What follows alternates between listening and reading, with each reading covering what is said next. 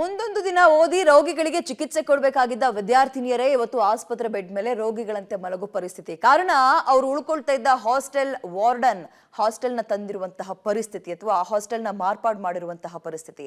ಬೆಕ್ಕುಗಳು, ಕ್ರಿಮಿ ಕೀಟಗಳು, ಅಶುದ್ಧ ನೀರು, ಅಶುದ್ಧ ಆಹಾರವನ್ನ ಮಕ್ಕಳಿಗೆ ಸೇವಿಸೋಕೆ ಬಿಟ್ಟು ಈಗ ಹಲವು ಮಕ್ಕಳು ಕಾಲರಾ ರೋಗದಿಂದ ಬಳಲ್ತಾ ಇದ್ದಾರೆ. ಇನ್ನೂ ಹಲವರು ಈ ಹಾಸ್ಟೆಲ್ ಸಹವಾಸವೇ ಬೇಡ ಅಂತ ಮನೆ ಕಡೆಗೆ ಹೋಗ್ತಾ ಇದ್ದಾರೆ.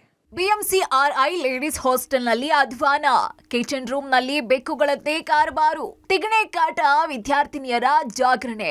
ಒಮ್ಮೆ ಈ ದೃಶ್ಯವನ್ನ ನೋಡಿ, ಪಾತ್ರೆಗಳಿಗೆ ಬಾಯಿ ಹಾಕಿ ಟೇಸ್ಟ್ ಮಾಡ್ತಾ ಇರೋ ಬೆಕ್ಕು, ಊಟ, ಸಾಂಬಾರ್, ಇತರೆ ಪದಾರ್ಥಗಳಲ್ಲಿ ಓಡಾಡಿ ಗಲೀಜು ಮಾಡಿದ ಬೆಕ್ಕು. ಇದೇ ಊಟ ಸೇವನೆ ಮಾಡಿದಂತಹ ವಿದ್ಯಾರ್ಥಿನಿಯರ ಆರೋಗ್ಯ ಹೇಗೆ ಹಾಳಾಗಬೇಡ ಹೇಳಿ. ಕಳೆದ 3 ದಿನಗಳ ಹಿಂದೆ ಶುಚಿತ್ವ ಇಲ್ಲದ ಊಟ, ನೀರು ಸೇವನೆಯಿಂದ 47 ವೈದ್ಯಕೀಯ ವಿದ್ಯಾರ್ಥಿನಿಯರು ವಿಕ್ಟೋರಿಯಾ ಆಸ್ಪತ್ರೆಗೆ ದಾಖಲಾಗಿದ್ರು.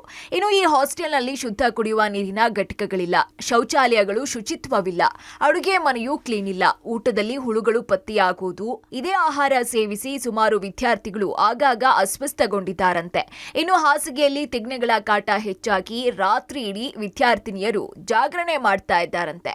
ಇತ್ತ ಹಾಸ್ಟೆಲ್ನಲ್ಲಿ ಕ್ಲೀನ್ ಇಲ್ಲದೆ ಇರೋದ್ರಿಂದ ಆನ್ಲೈನ್ ನಿಂದ ಊಟ ನೀರನ್ನ ಆರ್ಡರ್ ಮಾಡ್ತಿದ್ದಾರೆ ವಿದ್ಯಾರ್ಥಿನಿಯರು. ಇನ್ನು ರೋಗಿಗಳ ಆರೋಗ್ಯವನ್ನ ಕಾಪಾಡುವ ವೈದ್ಯಕೀಯ ವಿದ್ಯಾರ್ಥಿಗಳ ಆರೋಗ್ಯವೇ ಕೈಕೊಟ್ಟಿದೆ.